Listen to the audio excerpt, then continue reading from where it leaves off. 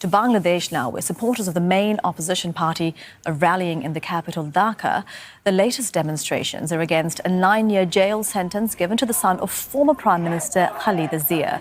Riot police have repeatedly cracked down on anti-government protesters who are demanding the resignation of Prime Minister Sheikh Hasina and her government. Let's bring in our correspondent Tanveer Chowdhury. He is joining us live from the capital. Another Friday of protests there in Dhaka, Tanveer. Tell us more about today's demand.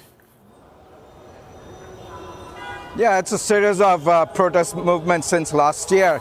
Now, today's protest is mainly about the verdict handed out by a Dhaka court against Tariq Rahman and his wife Zubaida Rahman, who is Tariq Rahman is the acting chairman of the Bangladesh Nationalist Party and happens to be also the elder son of former Prime Minister Khalida Zia.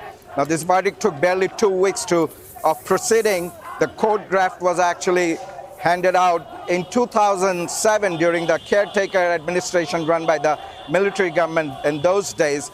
Tariq Rahman and his wife is in UK since 2008, and the government says that this shows that they're corrupt and hand this is out. But the opposition is saying this is totally an orchestrated court verdict. It's mainly a political verdict to refrain them from participating in the election.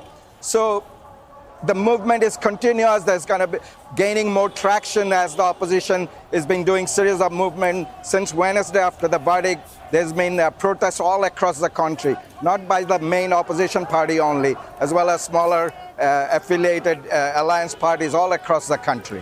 Okay, so these opposition protests gaining traction, but they are facing many challenges before the election next year, aren't they? Yes, very much so. Well, one of the main challenges is the uncompromising attitude of the government. Now, they frequently come under attack by police, even the supporters of the ruling party. There's a limited ground for dissent. There's a digital security law which prevents people expressing themselves openly in social media.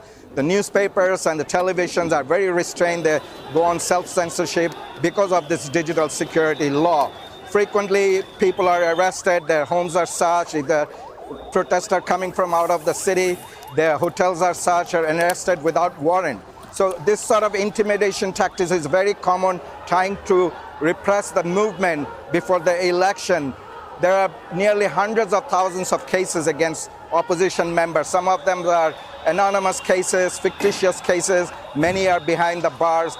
And the opposition one that stopped, there is also severe criticism from the Western countries led by the United States, as well as Human Rights Watch.